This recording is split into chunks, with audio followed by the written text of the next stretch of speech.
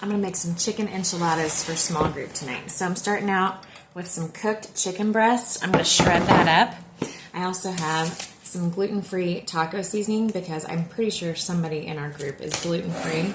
Some green chili enchilada sauce. This is Old El Paso, which I bought because we're Texan and I thought, cool, Old El Paso. It's actually made in Minnesota. And if you read the directions on how to make chicken enchiladas, it tells you to use flour tortillas. Don't do that, okay? Don't do that to people. No flour tortillas in an enchilada. You're gonna want corn tortillas. When you're at the store, squeeze them a little bit. You don't want the ones that are like so hard and brittle. You want them to have a little bit of give. We're gonna heat these up so they roll really nicely too. And then the last thing I have is some salsa verde. This will give it a little bit more of a lime flavor, and that's gonna make them really delicious. What else do you need? Oh, probably some cheese, like a Mexican cheese blend, some cream cheese, and some sour cream. This doesn't always work, but sometimes you can put this in a mixer like this, and it'll just shred right up without you having to use 2 forks, which takes forever. So I cooked it and then put it in the fridge overnight. I think that'll work better than if it's warm, I hope. I'll show you in a few minutes if it worked. All right, it's been going a minute and it does look shredded, so it looks like putting it in the fridge was the key. I've got both kinds of cheese in there and my taco seasoning. I'm just gonna add about a cup of water and mix it up again. Then I'm gonna add just a little bit of green salsa verde. The filling's done, and now it's time to work on the tortilla part. I've got these warming up on a griddle, and then I just spray them with some oil. And flip them over. There's construction going on in the house. But just warming them up this much will make them really easy to roll, and they won't fall apart. This is the secret. That and buying squishy ones in the first place.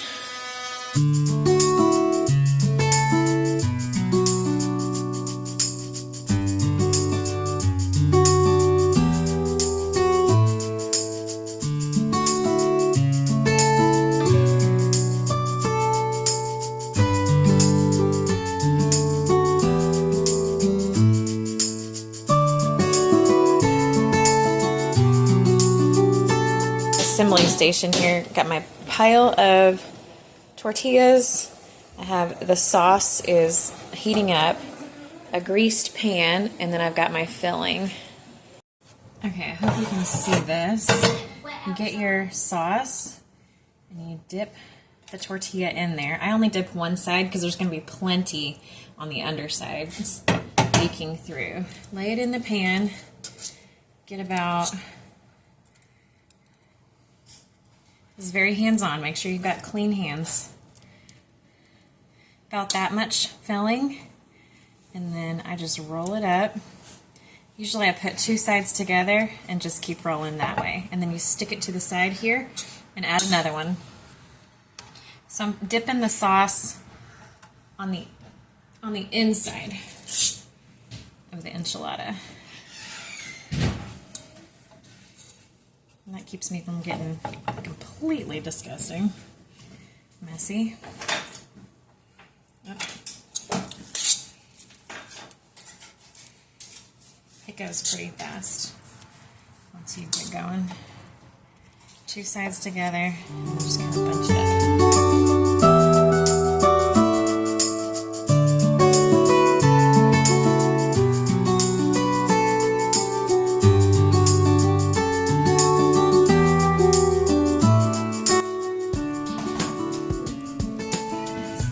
Start getting full, the pan starts getting full, you can just put them right on top of there.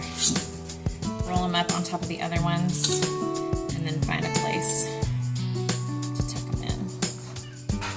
I'm doing this while the tortillas are still warm because that's where they're the most pliable. We are 60 enchiladas later.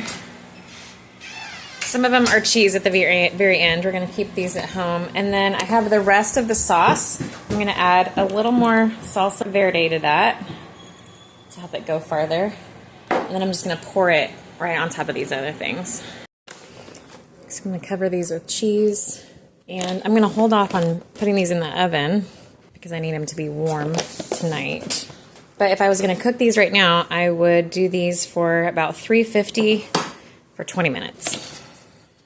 All right, these are ready to go in the oven. They'll go in for 350 for about 20 minutes. And then I like to mix up a little bit of sour cream, thin it out with some water, not too much, just so it moves a little bit better. And then spread a little bit across the whole top and put it in the oven again for 5 minutes or so. That looks precarious, but it's gonna have to hold for a couple hours. All right, it's time to put these guys in the oven. I guess I'm going to take the 2 biggest ones. That's probably it. And I'll save the rest for the family tomorrow. 350 oven. And we're really looking for the cheese to be bubbly.